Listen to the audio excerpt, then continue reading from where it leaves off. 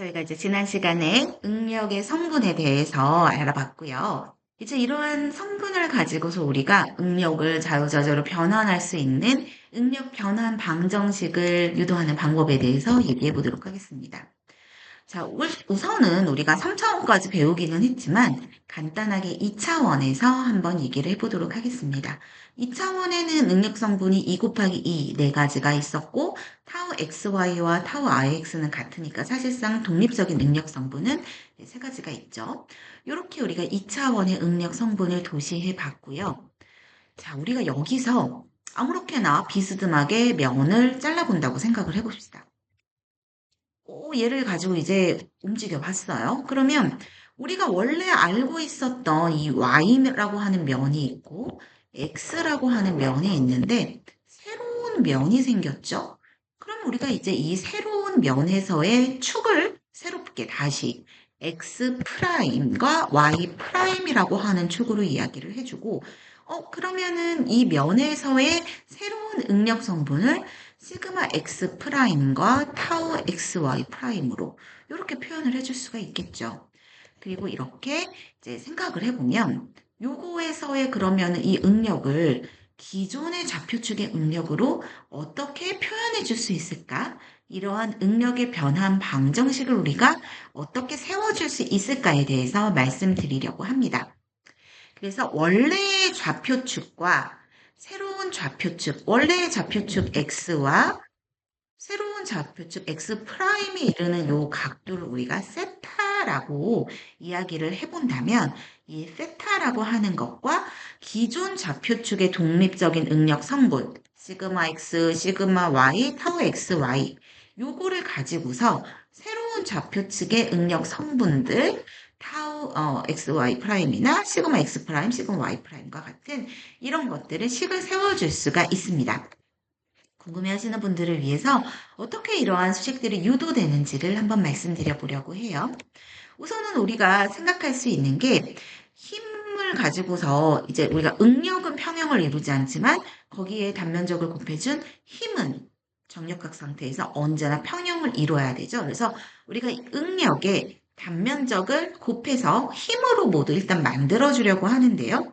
그러려면 단면적을 알아야 될 텐데 우리가 이 새로운 면의 면적을 대문자 A라고 하면 당연히 여기 이 X면 요 면의 면적은 A 코사인 세타, 이 Y면의 면적은 A 사인 세타 이렇게 면적을 표현해 줄 수 있을 것입니다.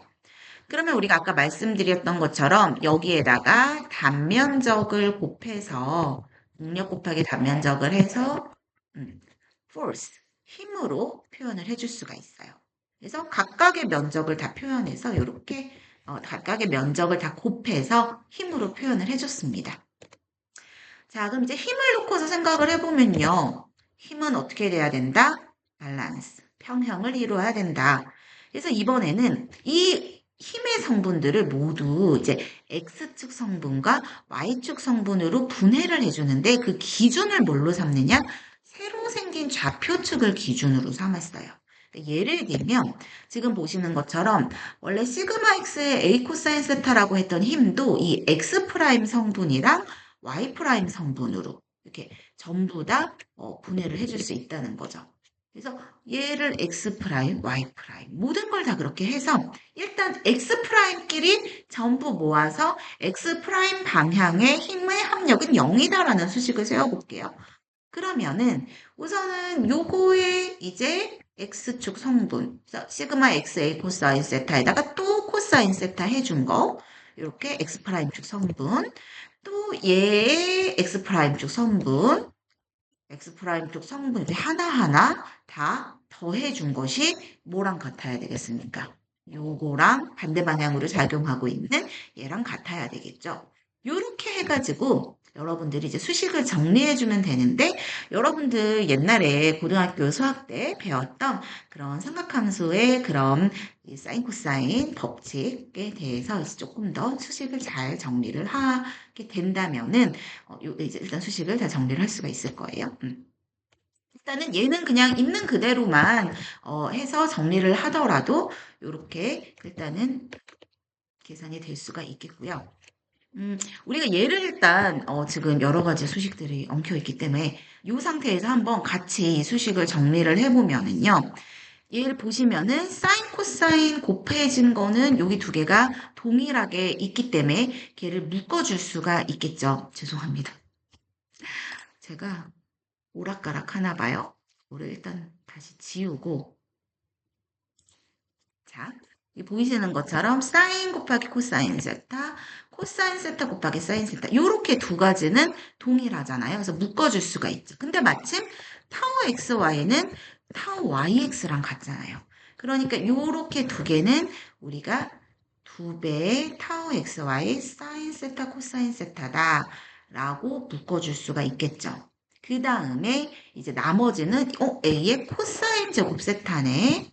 그리고 요거는 A의 사인 제곱 세타네. 이렇게 묶어서 이 노란색 수식처럼 정리를 해줄 수가 있습니다. 그것이 뭐랑 같다? 얘랑 같다. 하고 우리가 A라고 하는 단면적은 공통으로 돌아가 있기 때문에 다 같이 소거를 해줄 수가 있었습니다. 그래서 우리가 이걸 보면 새로운 좌표축에서의 x 프라임 방향 응력 성분 표현할 수 있네. 원래 주어져 있던 독립적인 응력 성분 3개를 알고 새로운 축과 원래의 축이 이루는 각도 세타를 알면 이렇게 방정식으로 표현할 수 있구나. 이것이 바로 응력 변환 방정식입니다. 그래서 옛날에 좌표계에 있던 독립적인 응력 성분과 이렇게 회전을 시켰을 때 그 세타 값을 알면 그 새롭게 회전한 축에서의 응력 성분이 어떻게 변하는지를 유도해낼 수가 있게 되는 거죠.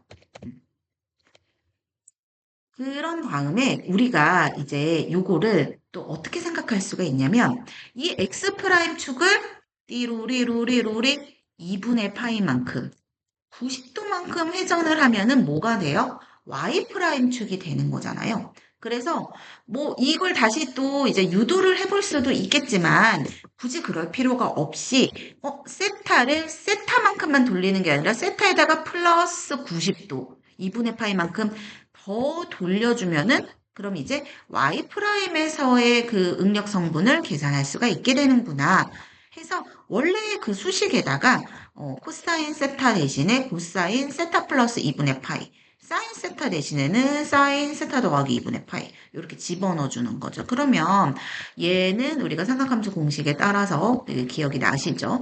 마이너스 사인 세타가 되고 얘는 또 여기 우리 기억나시는 삼각함수 공식에 따라서 코사인 세타가 돼요. 그래서 우리가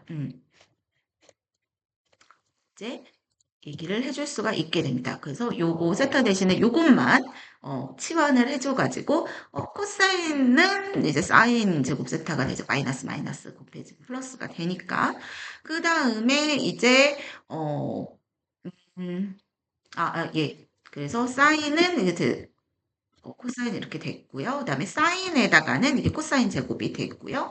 두 개 이제 곱했더니 마이너스 때문에 여기만 이제 마이너스가 됐습니다. 그래서 우리가 새로운 축에서의 시그마 y 프라임에 해당하는 응력 성분도 이렇게 수식으로 유도해 줄 수가 있게 됐죠. 그 다음에 이제 마지막으로 펄스 밸런스를 y 프라임 축의 성분을 분해해서 하는 거예요.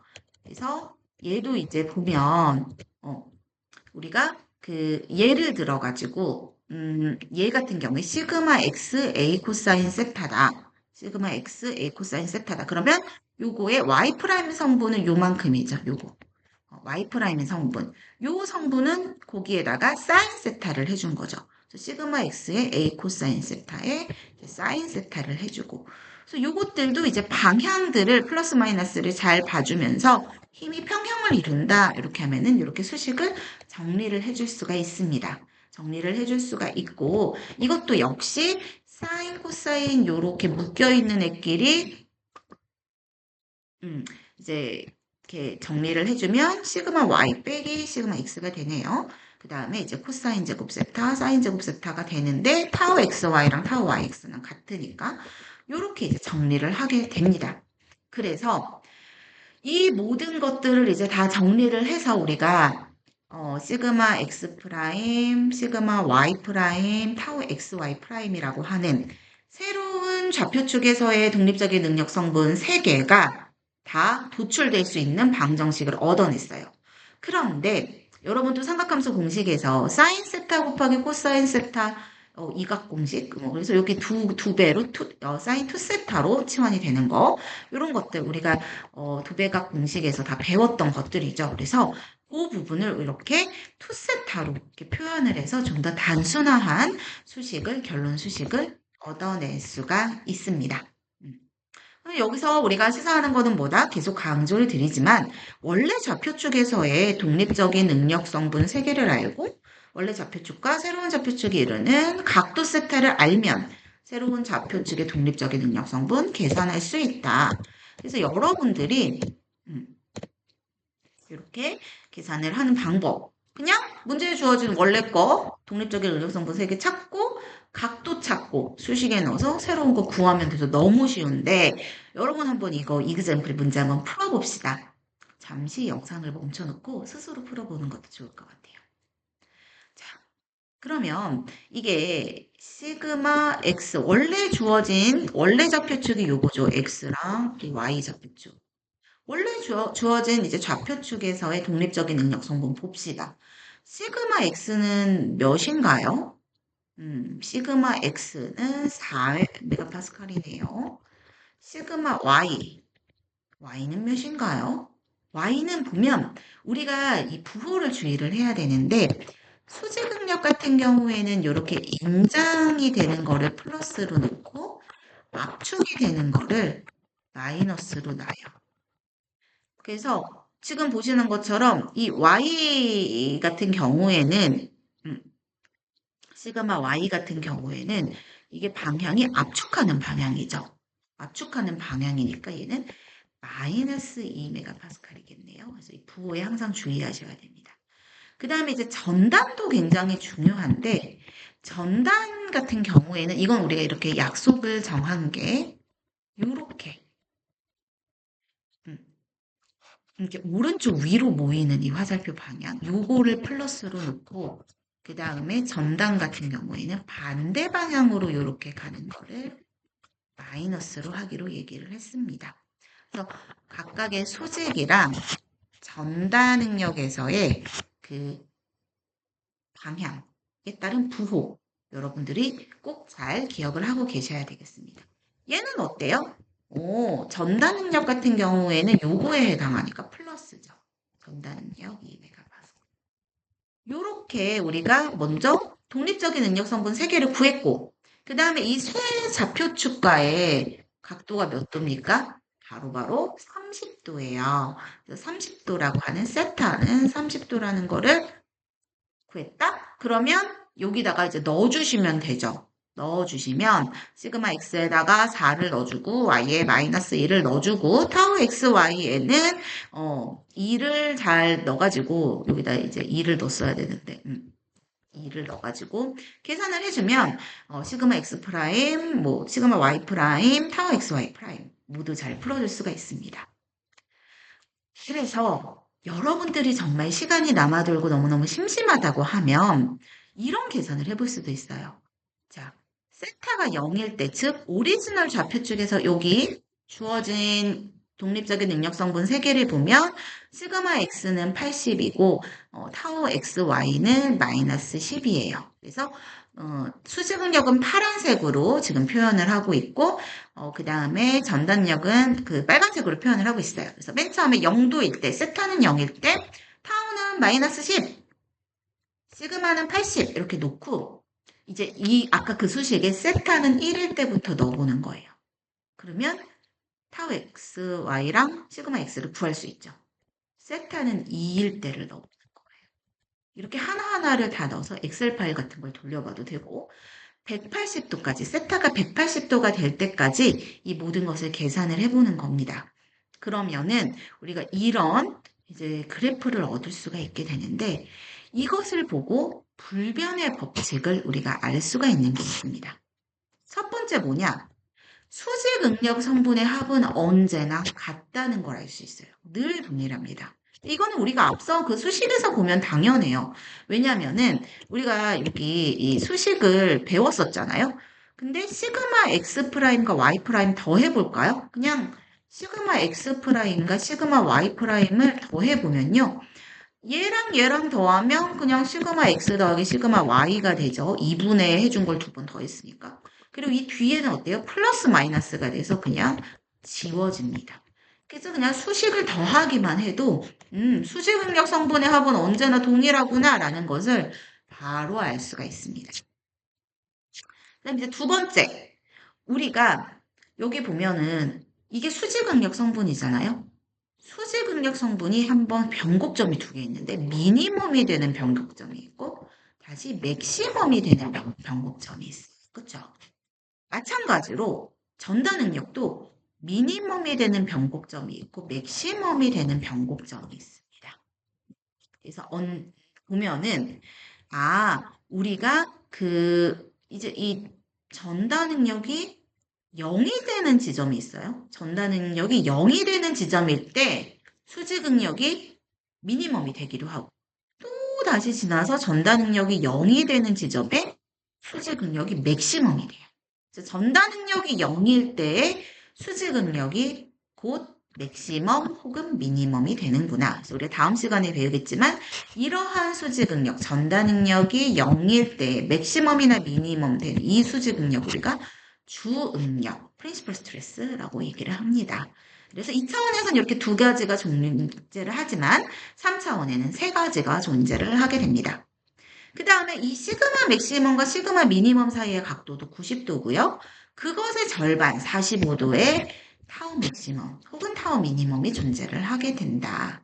그래서 시그마 맥시멈과 미니멈 혹은 타우 맥시멈과 미니멈 사이의 각도는 언제나 90도가 되고 그 절반의 각각들이 이제 존재를 하는 거죠. 45도를 주기로 타우 맥시멈, 시그마 맥시멈, 타우 미니멈, 시그마 미니멈 이렇게 번갈아서 존재를 하게 된다. 라는 법칙을 우리가 알 수 있었습니다. 이것과 연관이 되어서 다음 시간에는 주응력과 최대 전단 능력에 대해서 얘기를 해보도록 하겠습니다. 수고하셨습니다.